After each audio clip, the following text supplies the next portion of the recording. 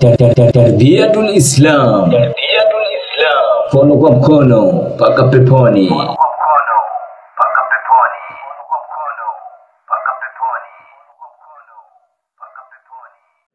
Maelezo baada ya habari. Mwezi huu wa Ramadhani una sifa kadhaa za kumjenga mtu nafsi na akabadilika kutoka hali au mazoea yaliyomzoea na kuingia katika mfumo mpya wa maisha yake.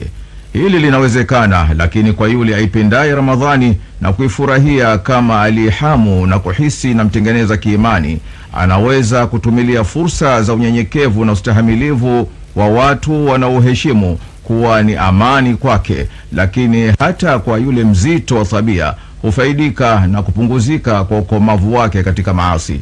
Tusisangae siku na mwezi kama huu kuwashuhudia Waislamu wenzetu waliohasimiana na misikiti miezi 11 iliyopita leo anatia udhu na kujumuika na waumini wenziwe katika ibada.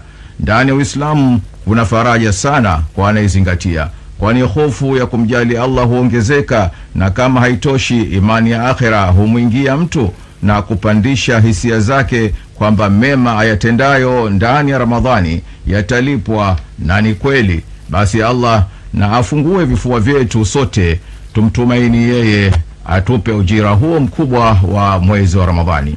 Basi ni nani anayeshughulishwa na mambo ya kila siku hadi mwezi huu asiupe nafasi yake? Je, ni mwezi wa kina mama kuanza kusaga soli za viatu mchana na usiku? Yupo madukani anaitafuta sikukuu kwa kisingizio nguo za watoto hadi sala zikampita. Qurani haisomi na wala jua na joto kwake hupigana nalo vikumbo.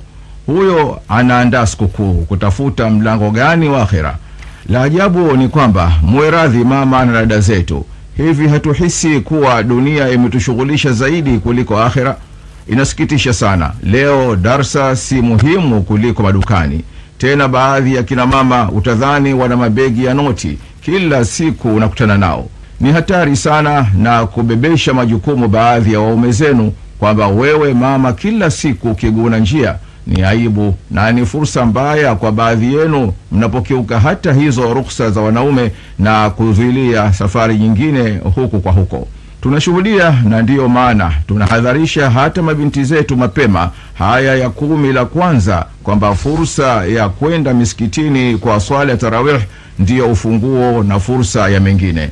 Wa baadhi ya hao mabinti nao hawaoni hata aibu kupanga miadi miovu na vijana mabarobaro walioiasi misikiti au kuikimbilia swala ya tarawehe. Hao wamechukuana, hawana hofu ya Mwenyezi Mungu, kama ule msemo wa mambo yalivyozidi uhalisia wake usema taire jamani. Hivi ndivyo hali ambayo unaweza ukaiona katika mwezi huu mtukufu wa Ramadhani. Vijana wetu hasa wa kike tuwahadharishe. Umeaga kwenda kusali tarawehe, kuwa mkweli na ruhusa uliopewa, usiwatie wazazi wako katika dhima, haifai.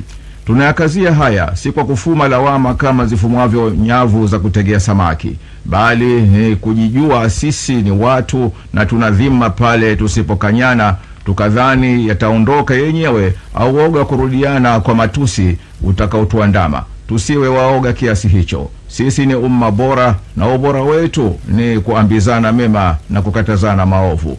Lakini hapana upendo kama kuliona baya na ukaliondosha, ima kwa mikono yako, usipoweza ni kwa ulimi wako, na usipoweza basi ni kuweka uchukivu ndani ya moyo wako, na hiyo imetajwa kuwa ni imani iliyo dhaifu. Sema kweli hata kama itamuumiza akatozae.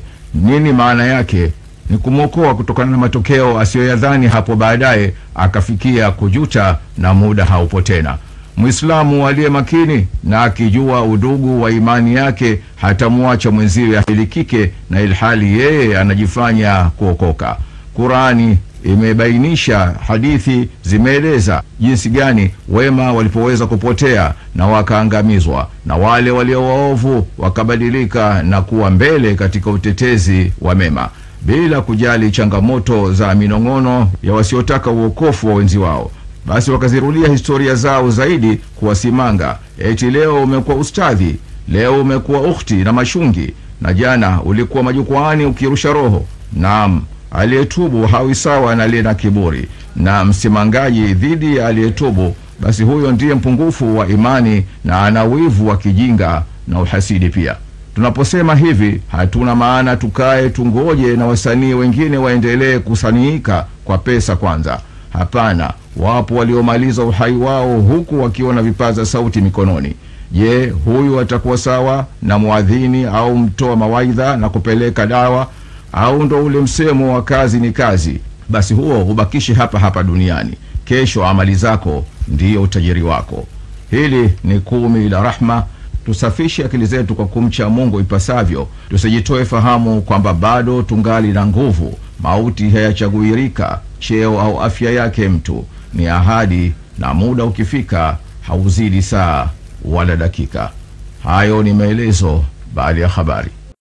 Tarbiyatul Islam, mkono kwa mkono mpaka peponi.